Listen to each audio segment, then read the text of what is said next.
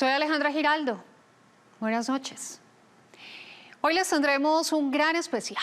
El Rastro cumple 10 años al aire y durante este tiempo se ha convertido en uno de los programas periodísticos favoritos a nivel nacional e internacional.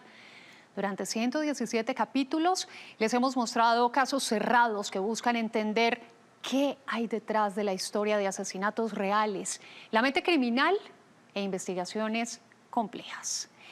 El Rastro nació como una idea de Manuel Teodoro, nuestro director, en 2011 para explorar casos reales que retan nuestra imaginación. Contamos las historias de las familias de las víctimas, los detalles de los crímenes y las complejas investigaciones de las autoridades. Esto hace que este formato único en la televisión colombiana lleve por una montaña rusa a nuestros televidentes a través de muchas emociones. Por aquí han pasado muchos reporteros, productores, editores, camarógrafos, asistentes y admirables colaboradores. Acompáñennos esta noche en este viaje por las más espeluznantes e impactantes historias, las que muchos de ustedes seguro recordarán. Bienvenidos. El cerebro no dura más de 30 segundos sin oxígeno.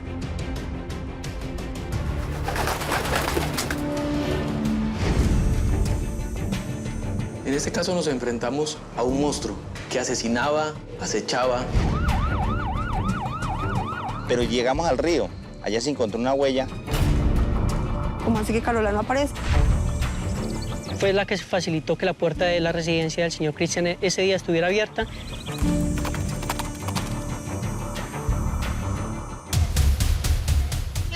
Del asesinato, Los agentes encontraron. confesó haber asesinado y frente a la mirada atónita. El cuerpo de esta persona, según las autoridades, para ella, él era una figura paternal. Aquí venían a diario a estudiar. Después de ocurrida la muerte, ahí está el reto de los investigadores. Y muy pronto, la vida de estos dos hombres Con su legítima esposa.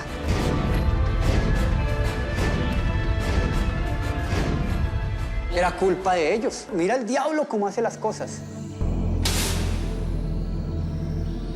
Mis sospechas siempre fueron que era él el que se los había llevado. Lo primero que veo es el cuerpo de la gorda colgado.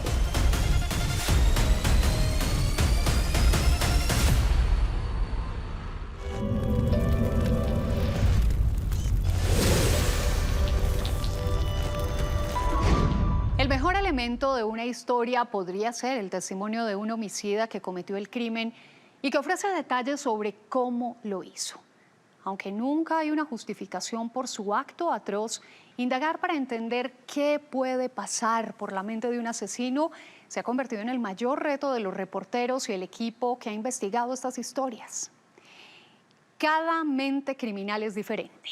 La sangre fría de los testimonios reflejan crueldad, sadismo, manipulación y en la mayoría de los casos ni siquiera hay una muestra de arrepentimiento.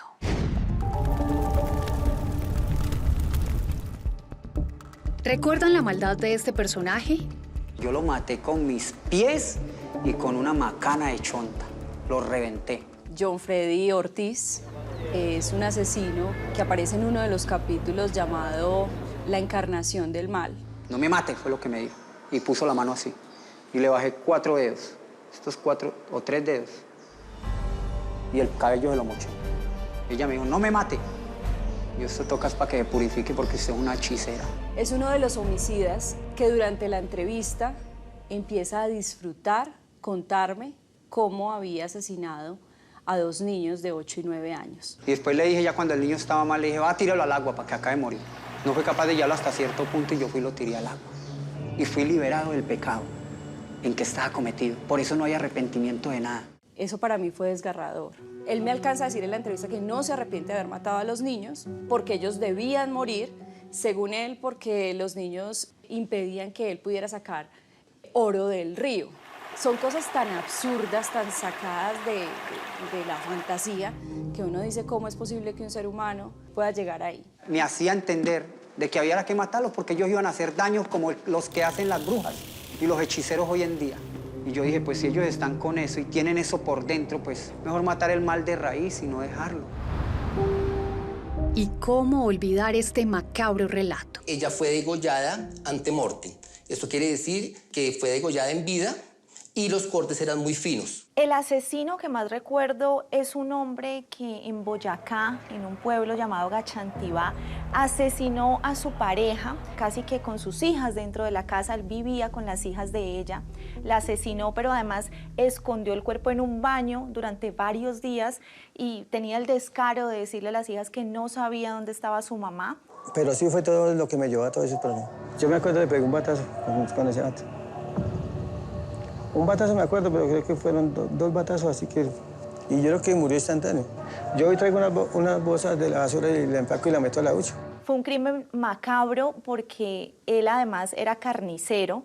Entonces, los investigadores lo que decían era que el corte de la cabeza prácticamente era un corte perfecto, precisamente por la profesión que él tenía. Sé tajar un pedazo de carne, pero no sé de leyes. Esconde el cuerpo en una laguna, era un sitio tétrico y pues además le miente a estas niñas se quedan sin su mamá, él se queda viviendo con estas niñas en la casa. O sea, la llevo hasta ese sitio, pero eso era cerca, eran para irnos 100 metros. Que ha sido traicionado por esa persona. Tanto fue que yo dejar todas mis cosas en Bogotá para venirme para un campo cuando no era lo mío. La mató por celos. La mató porque descubrió que ella tenía otra pareja. Al entrevistarlo, él decía como, ella se lo buscó prácticamente. Ella me engañó, yo fui bueno, yo fui un papá para sus hijas y ella tuvo el descaro de conseguirse otro. Respuestas crueles de protagonistas despiadados que se quedaron en el recuerdo de quienes los entrevistaron. Lo más fuerte es ver que el victimario está más cerca de lo que uno cree y que muchas veces está en la familia. Yo me enamoré y incluso la celaba. Ella me empujó y me mandó contra la pared frente a la cama. Entonces fue donde yo le di en la cabeza. Le di con una porra. Se pudo haber evitado esta repetición del delito e incluso la muerte. Ella no gritó. Ella con el primero cayó a la cama. Y fui, busqué unos costales y los compré, no sé si 3 o 4, y la metí. Busqué un lacito que yo tenía de la construcción y la amarré.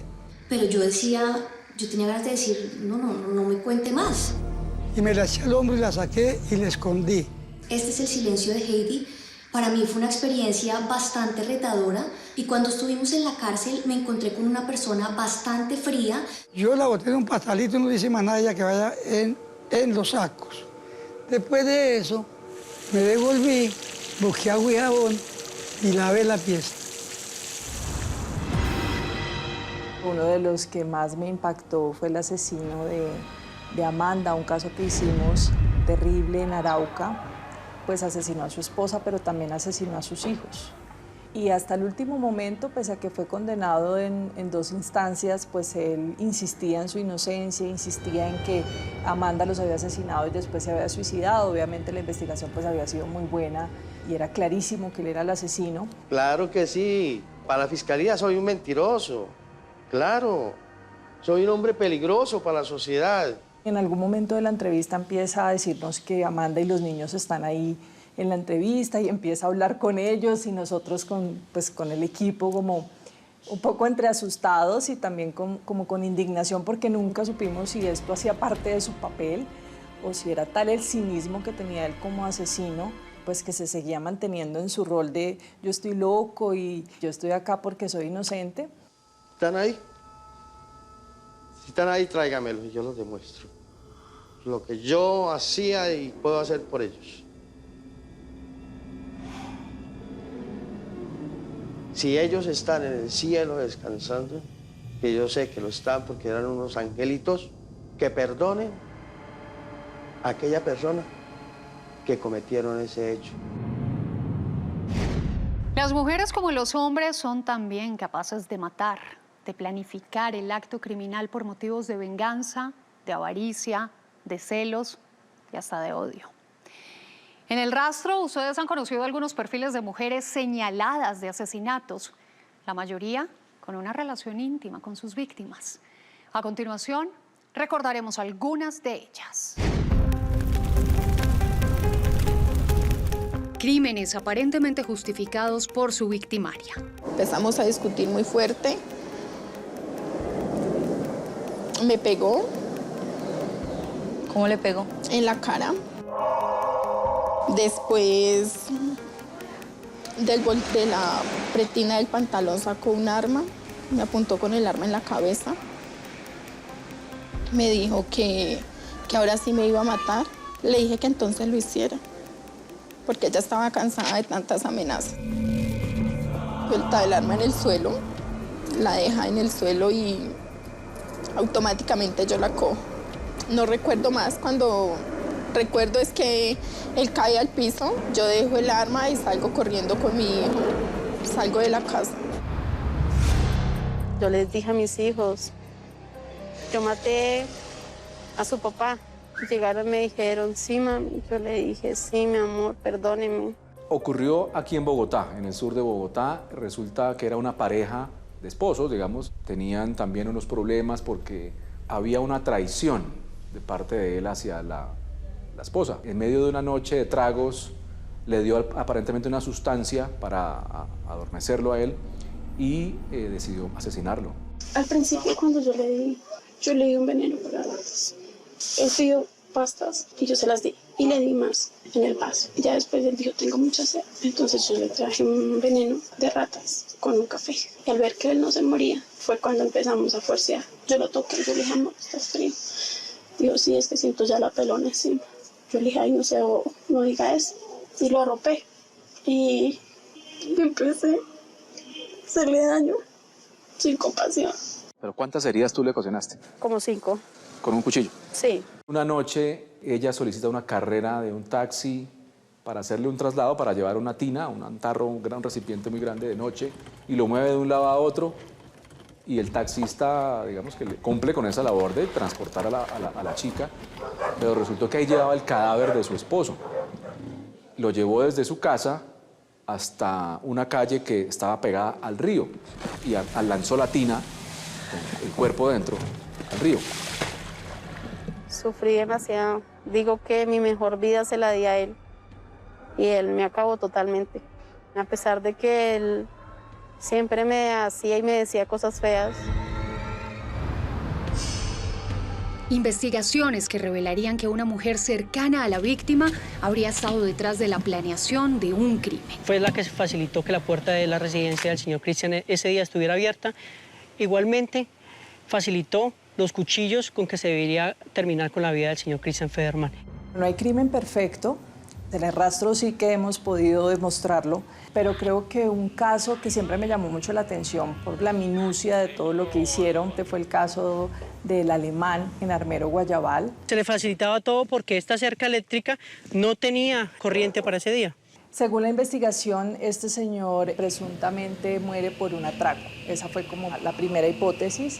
Y durante el atraco también su esposa había sido violentada y la amarraron y le robaron una cantidad de cosas. Y eso sí, inicialmente había quedado como, sí, pues la inseguridad en Colombia. Podemos decir de ella una persona de doble personalidad, manipuladora, muchas veces jugaba con nosotros. Y ya con el pasar de los días empiezan las autoridades a darse cuenta que las versiones de la esposa y las versiones de otras personas, de otros vecinos, empiezan a contradecir.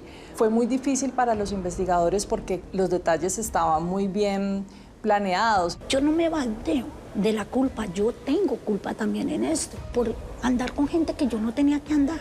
Dan finalmente con que ella está involucrada, ella y su amante estaban involucrados en este asesinato, y así logran desenmascarar a esta mujer, pero creo que esta investigación, si no hubiera contado con unos muy buenos investigadores, seguramente hubiera quedado como un atraco y era una versión totalmente creíble.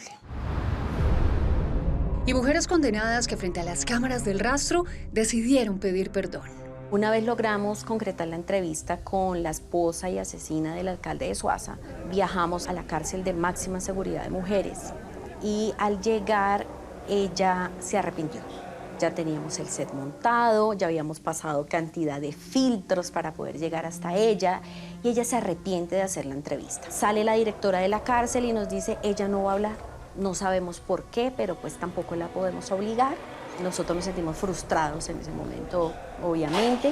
Esperamos unos minutos, alguien habló con ella ya en la cárcel y ella cambió de parecer y dijo, ok. Yo pienso que fue el estar como en esa pelea de tu conciencia, con ese remordimiento y con ese rencor hacia ti mismo y con esa rabia por los hechos cometidos y por, discúlpame la expresión, uy, yo porque fui tan bruta y porque hice lo que hice. Allí fue cuando Gentil comenzó a estorbar. Yo quise separarme de él, pero no me dio el espacio para decírselo. Por eso decidimos con José Alfredo quitarlo del camino, matándolo.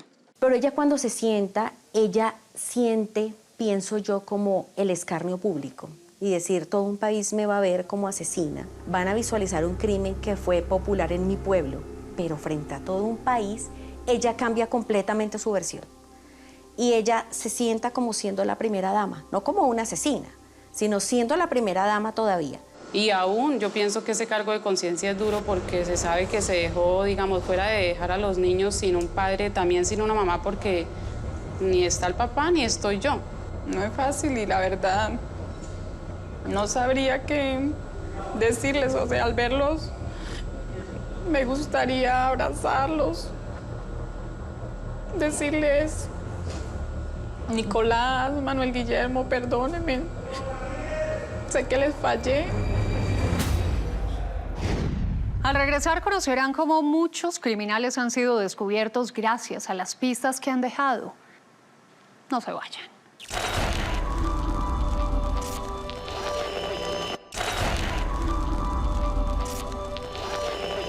La gran mayoría de los criminales dejan huellas, pistas útiles para las autoridades. Eso lo aseguran los expertos en investigación forense. El más mínimo detalle, un testigo, un cabello o hasta la huella de un zapato. Todo esto se convierte en fichas que marcan el punto de partida para guiar a los investigadores por el camino que los lleva hasta el culpable o los culpables. Investigaciones criminales que impactaron a los colombianos. Una de las investigaciones más impactantes que hemos visto en el país y que hemos contado en El Rastro es la de los asesinos de los niños de Caquetá. Fueron 4 niños asesinados en Florencia, Caquetá. Se puede establecer que estos mismos sujetos que estuvieron acá fueron los que desencadenaron el homicidio de los 4 menores. Creo que todos los crímenes en el país nos duelen, pero cuando matan 4 niños así a sangre fría, pues el país conmocionó y prácticamente estamos hablando de que en una semana se logró, digamos, desenredar cómo se planeó el crimen, cómo se cometió, los implicados. El grupo de recolección técnica lo que hace es trabajar sobre la información que arroja el número de teléfono móvil. Siempre detrás de cada crimen hay una historia. Me dijeron que el trabajo era para la señora Luzmila. Ella estaba pagando 500.000 pesos para que amedrante y desplace a Jairo Vanegas junto con su familia. Quien llevó y quien le dio la instrucción para generar un hecho de afectación a la familia Vanegas Grimaldo fue la persona conocida como Luzmila, a quien él le llamaba la gorda. Me encontraba patrullando, el cual se arrimó un vecino y me informa que en la casa de él hay un olor como un cuerpo, como algo descompuesto, el cual nos dirigimos y el cual llegamos al barrio. En esta parte, el cual encontraba excavando, se sentía el olor fuerte. El mismo señor que estaba rompiendo el piso cortó las bolsas y hallamos el cuerpo, el cadáver, el cual era una señora que se encontraba en embarazo. Lo extraño del lugar es que las paredes se encontraban como recién pintadas. Entonces eso nos daba a entender que de pronto se trató de ocultar alguna evidencia, en este caso de sangre o fluidos. Y nos dijo pues que sí, que efectivamente él había asesinado a su cónyuge y que la había enterrado en la residencia. Y autoridades retadas para encontrar la verdad. Con un machete le causa una herida a la altura del cuello, donde le causa la muerte. El crimen mejor planeado quizás fue precisamente el del triple feminicidio en el Banco Magdalena. Se halla una memoria USB. Se pudo hallar dentro de la misma unos planos arquitectónicos. Lo calculó con mucha premeditación porque intentó manipular a los testigos o posibles testigos que podría haber en la zona. Manifiesta que esa memoria es de su propiedad, pero que se la había prestado a una compañera de clase. Evitó también que las víctimas previamente tuvieran contacto con nadie para no dejar muchas pistas. Que en una vivienda del corregimiento de Algarrobal, jurisdicción del Banco Magdalena, residía una persona al cual conocían como el canoero, y al parecer estaba vinculado a estos hechos. Lo que le perjudicó de alguna manera fue que, aunque la zona tiene muy mala señal, finalmente se pudo geolocalizar su teléfono móvil y eso lo delató. Pero de otra manera quizás hubiera sido imposible dar con la autoría de este crimen y que por tanto estuviera hoy libre. Era la historia de un bar en Fontibón, y de repente cuando son las 3 de la mañana y la gente ya se está yendo, aparece un asesino y hace una masacre. Entonces al otro día, un domingo, abren, y cuando abren pues encuentran pues sangre por todo lado, empezaban a caer casi gotas por las escaleras, y se encuentran con esa escena tan horrible, tan dantesca dentro de ese bar. Lo primero que hacen las autoridades es: vamos a revisar las cámaras. De una forma pues súper extraña, no quedó grabado. Pero lo que más me llamó la atención es que uno de los investigadores empieza a recorrer el sitio y encuentra, sobre los charcos de sangre que había, encuentra una huella. De los primeros indicios fue una huella de una pisada, de un calzado bastante grande. Él examina y dice: esta huella no corresponde a ninguno de los muertos. Esta huella pudo haber sido del asesino. Y por ahí empieza a desencadenarse y a resolverse esta historia. Él, con base en eso, en las fotos, empieza a dar las primeras pistas. Entonces es cuando dicen: ¿quién puede calzar 43 o 44? ¿Quién puede medir 1,90? ¿Quién le gusta utilizar botas militares? Y por ahí empieza a resolverse el misterio y empiezan a caer como los primeros sospechosos. Y finalmente, claro, cuando lo capturan, pues era un tipo grande, fornido. Cuando encontramos esta selfie, ya nos dio un punto de partida que fueron las características morfológicas del sujeto. Luis Murillo Cetre. Este sujeto fue la persona que acompañó a Joyver en el momento de los hechos. El impulso por matar, motivado por varias conductas como la sexual, el odio, la ira o la venganza, no dejan de retar la imaginación. Quienes cometen un crimen siguiendo patrones nos llevan por un paseo por su mente, la mente de un asesino serial que va dejando una huella cada vez que decide cometer un hecho atroz. Él o ella siempre buscan que su estampa personal sea evidente ante quienes exploran cada hecho con minuciosidad, y esto lo motiva más a seguir cometiendo sus crímenes atroces. Casos inimaginables, escalofriantes y repudiables. El que más recuerdo es el monstruo de los Cañaduzales. También es el monstruo de los Cañaduzales, porque como todas las víctimas mías quedaron buenos Cañaduzales. Había asesinado 34 niños en 3 años. Había muchísima frivolidad en sus palabras. Yo a esos niños era que yo los convidaba a coger espigas de caña, entonces claro, yo les ofrecía 10.000, 15.000 pesos. Y ellos por ganarse en esa plática, pues ellos se iban conmigo, pero ellos no sabían a qué era que yo los llevaba a ver. Entonces, había unos que se me remachaban, entonces yo los amenazaba con una navaja o los amenazaba con una jeringa. Entonces ya ellos ya viesen así, entonces ellos a veces ya se dejaban obligadamente. Y yo ya los cogía y los abusaba de ellos y los mataba. Nunca le vi arrepentimiento en sus palabras. Entonces, no matar a adultos ni nada de eso. La víctima mía siempre fueron niños. Yo diría que la investigación más impactante que hicieron las autoridades fue en el Valle del Cauca para seguir las pistas del monstruo de los Cañaduzales. Más de una decena de víctimas, todos muchachos, y había un patrón.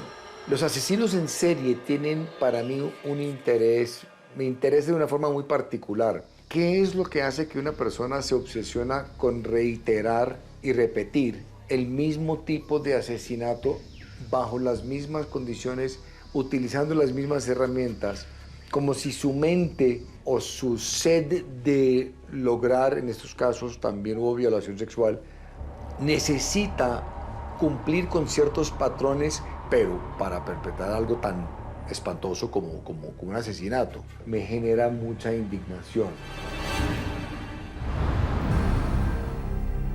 Decime qué te hace falta. Me dijo, tranquilidad.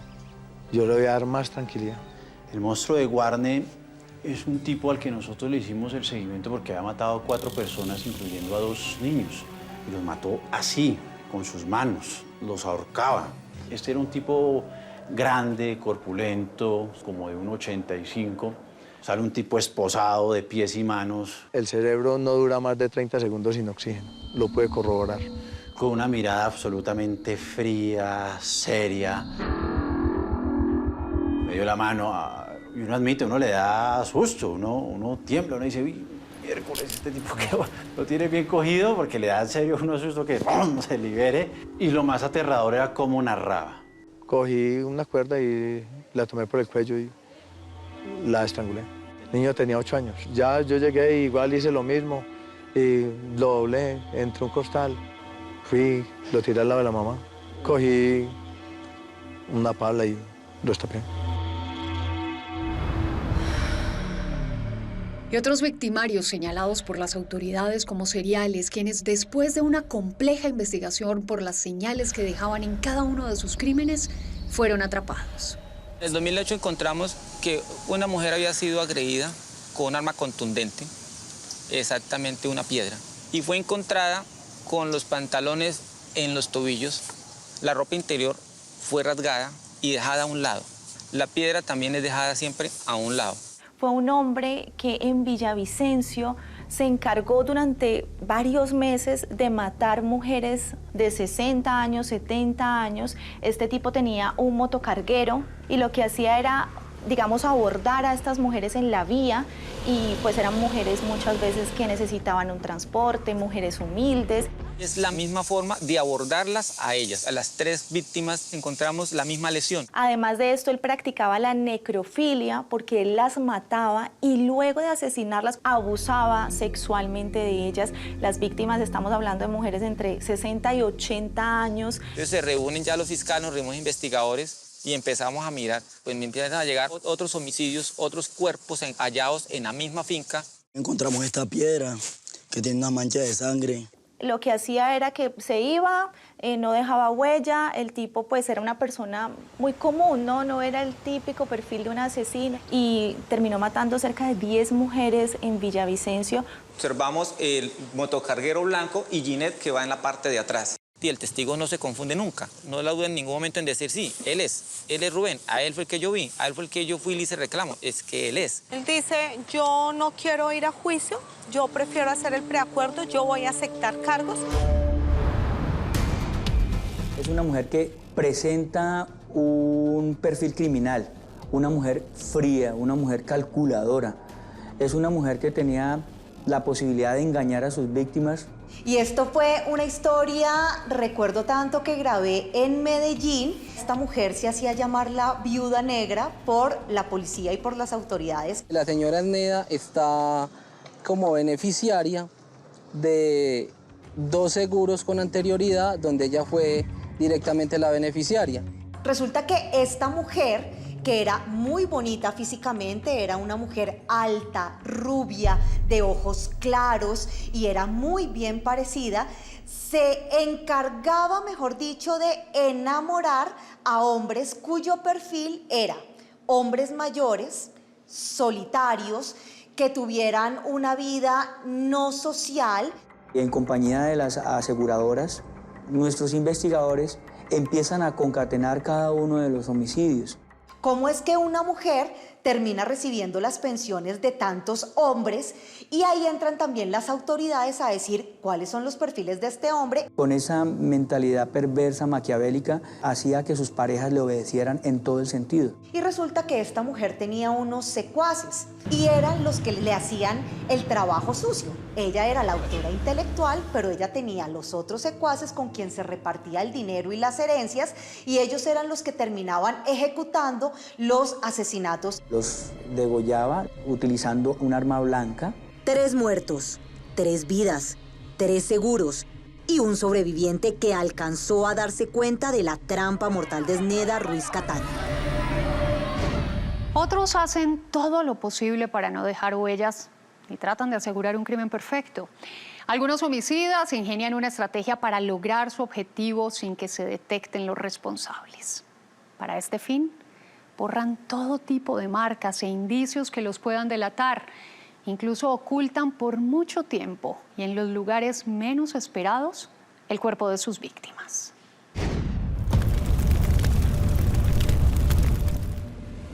No hay crimen perfecto, a pesar de la planificación y la creatividad de un homicidio. Nos dimos cuenta como a los 8 días que parecía que esa gente de ahí, de esa casa, no aparecía.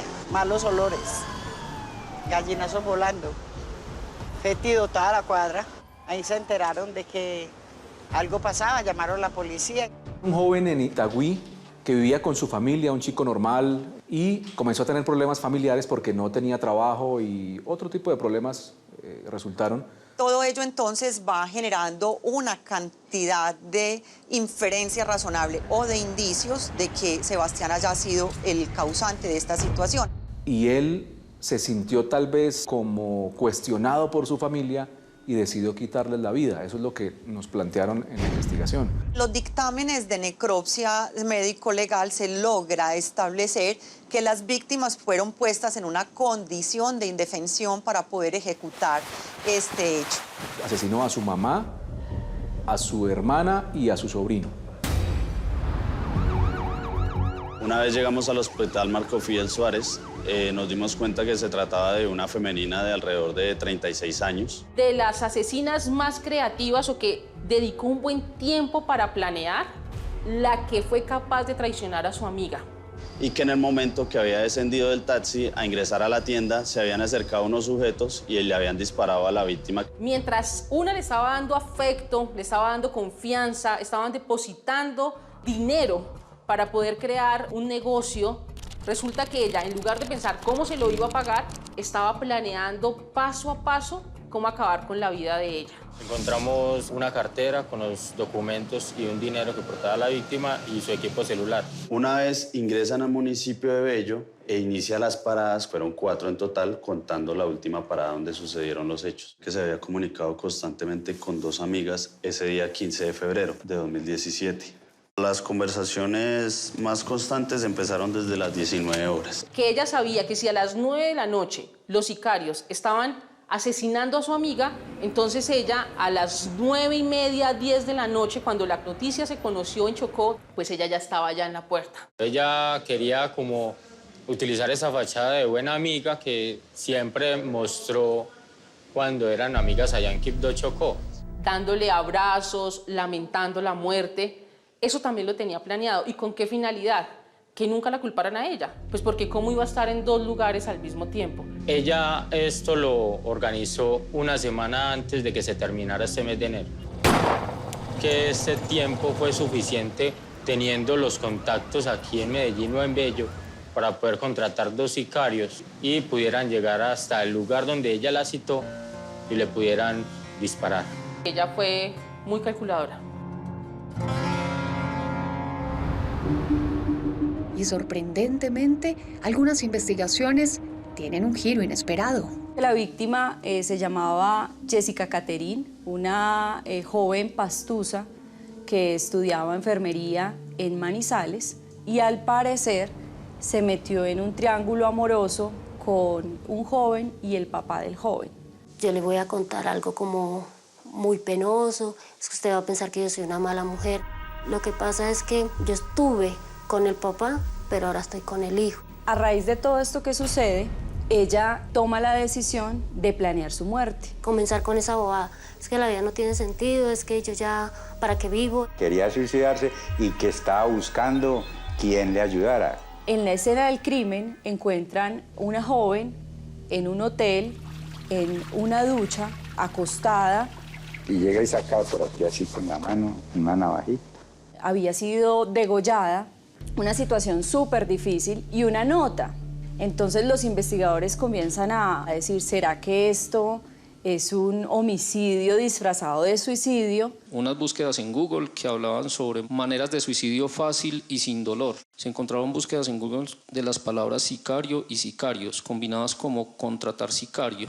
y comienzan a desentrañar y atar todos los cabos que llevan a las cámaras de seguridad. Todas las grabaciones que la fiscalía logró recoger identifican un señor que además iba con gorra y un señor adulto caminando con ella. Ella entra al hotel con ese señor y era una historia como difícil de entender porque hay una nota de suicidio, pero ella entró con un señor y está degollada. Evidentemente no fue ella quien lo hizo.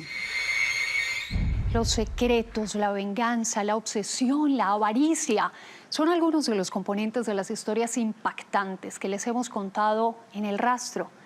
Son 10 años de anécdotas e historias detrás de cámaras que ustedes aún no conocen. Ya regresamos.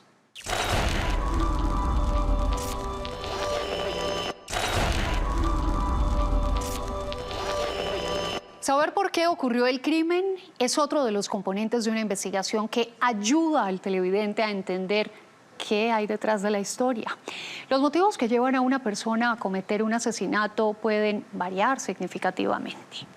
Puede ser por el cobro de una herencia familiar, la obsesión por un ser querido, un secreto revelador o el que representa la mayor sevicia, la venganza. Todos los criminales tienen estados mentales que en la mayoría de los casos son predecibles según el patrón de comportamiento de los criminales, aunque también pueden ser mimetizados para engañar a sus víctimas mortales. A los más malos les llega la justicia. Ese es el mensaje más importante que tiene El Rastro, que pone sobre la pantalla en un horario muy, muy importante, pues episodios que nos muestran hasta dónde podemos llegar, ¿no? Hasta dónde puede llegar la avaricia, la ambición, la perversidad. Esto es como los 7 pecados capitales puestos en la pantalla cada festivo. Se llamaba El Monstruo de Castro porque este hombre fue un asesino, pero también un violador, pero no a la misma víctima. El Monstruo de Castro asesina a su hermano. Y en principio este hermano supuestamente lo había matado a otra persona. Después dijeron que era que el Monstruo de Castro lo había matado indignado porque había violado a su hija y la había dejado embarazada, a su hija de 13 años. Se encuentra más o menos así, tendido sobre el piso. Es decir, lo encontramos boca abajo y con sus extremidades un poco recogidas del mismo dolor que sintió al ser impactado. Y al final, después de una larga investigación donde también estuvo el ICBF y gracias a que lograron convencer a la niña que contara quién era realmente el papá del bebé que venía en camino. El papá era la persona que había abusado de ella. Ya estaba embarazada, era del papá. Llegan a la conclusión que el Monstruo de Castro había violado muchas veces a su hija hasta que la dejó embarazada y a la única persona que le contó fue a su tío. Cuando ya iba a quedar embarazada, yo le conté a tío Chucho. Yo le dije que me guardara el secreto. Cuando el tío sabe este secreto, pues, ¿qué hace? Movido por todo lo que puede sentir uno cuando sabe que su sobrina adorada está siendo víctima de abuso de su propio papá, va y enfrenta a su hermano y el Monstruo de Castro lo mata. Y después a prenderme el bicho. Entonces, ¿por qué no me sabe y me respeta? Y yo la china. Digo que no, digo, es que tengo un frío y ahí fue la tentación.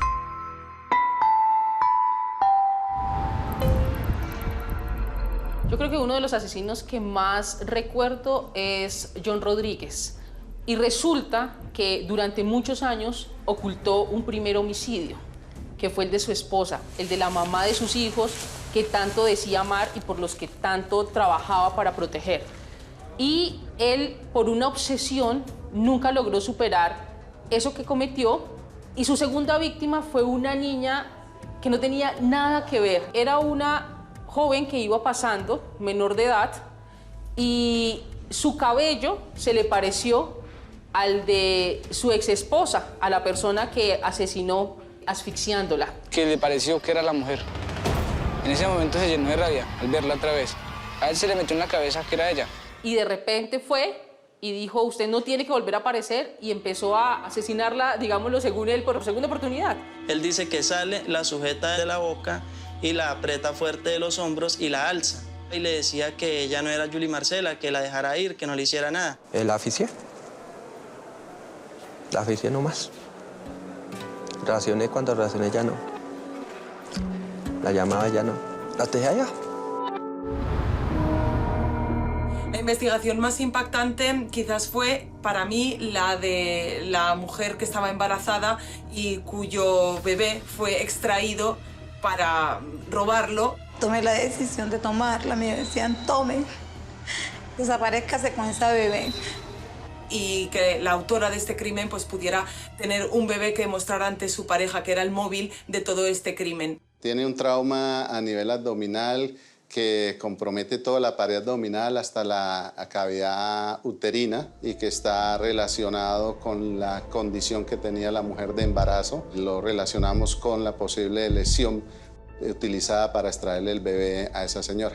Había cierta inconexión inicialmente con la víctima y con la victimaria, y también porque la investigación implicaba muchísimas personas, incluso había un segundo autor que era el material y que tampoco aparentemente tenía un vínculo inicial con la víctima. Ella me dijo que si estaba dispuesto a matar a la señora, que me iba a dar disque 5 millones.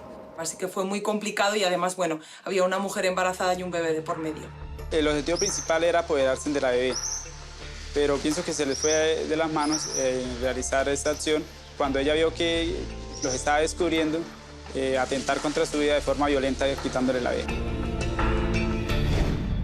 Durante estos años, el equipo periodístico de El Rastro ha recorrido muchas zonas del país para encontrar los detalles de los crímenes más impactantes.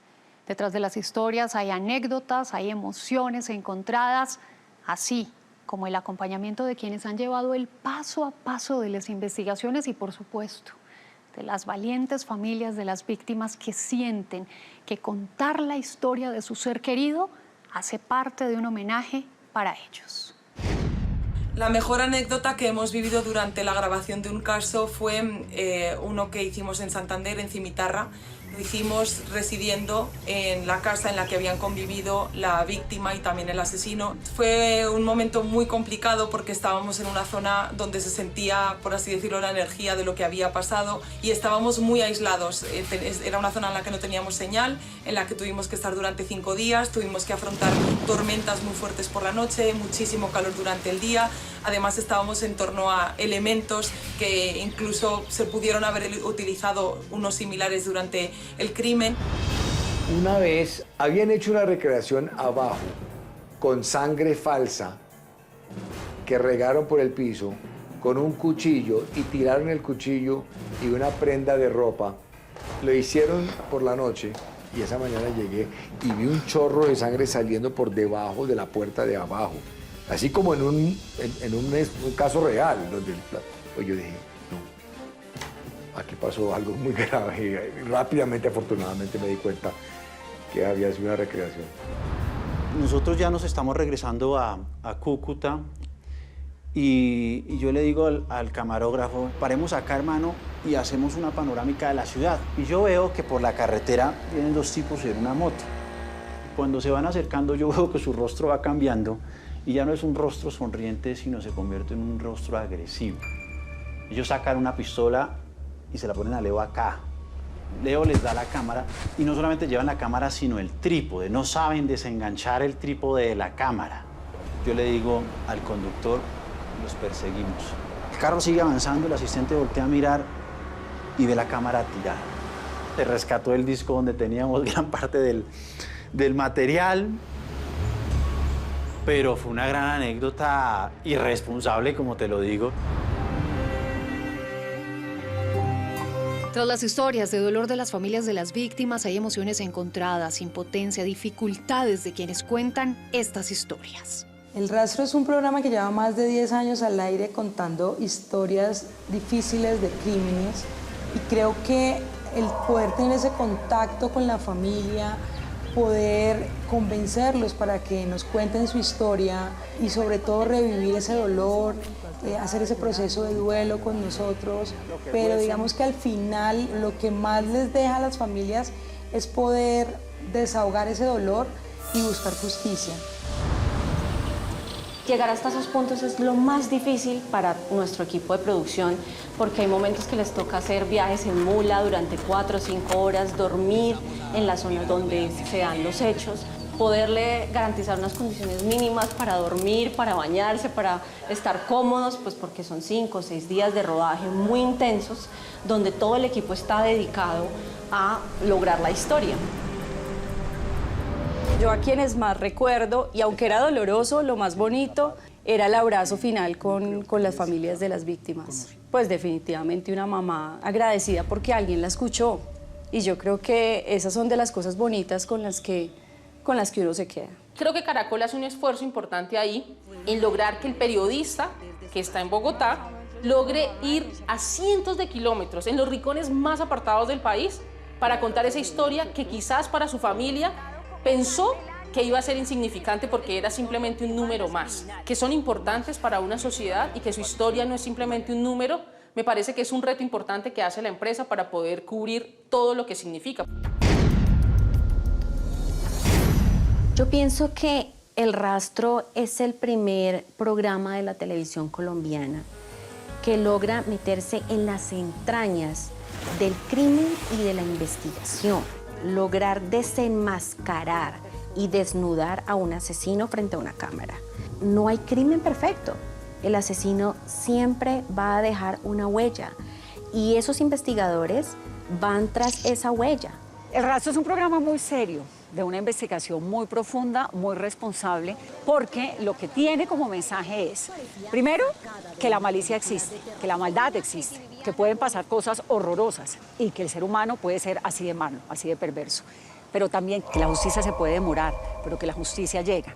Entender que a veces la naturaleza humana nos puede llevar a cometer atrocidades que no deberían ocurrir, pero se aprende a conocer situaciones. Enseña a que a veces, incluso en las parejas más felices, pueden haber situaciones o desenlaces fatales. Enseña a que la gente sea un poco más analítica de ciertos comportamientos. Primero que todo, porque el mundo no es perfecto, lo que mostramos no es usual, es inusual. El ser humano es capaz de cometer crímenes porque hay comportamientos y patologías que tienen mucho que ver con celos, con envidias, que pueden conllevar a una persona a perpetrar un crimen. Y esos son sentimientos comunes que están en todas las casas, en todos los barrios de todas las ciudades de Colombia. Podría ser útil para alguien ver un programa que le sirva para detectar un comportamiento en un allegado y tomar las medidas necesarias de precaución, pues yo creo que es útil. Gracias por acompañarnos hoy y gracias por su sintonía durante estos primeros 10 años de El Rastro. Seguiremos investigando de la mano de las autoridades para llevarles esas historias que reflejan el lado más oscuro de algunos seres humanos. Casos cerrados de crímenes reales. El Rastro.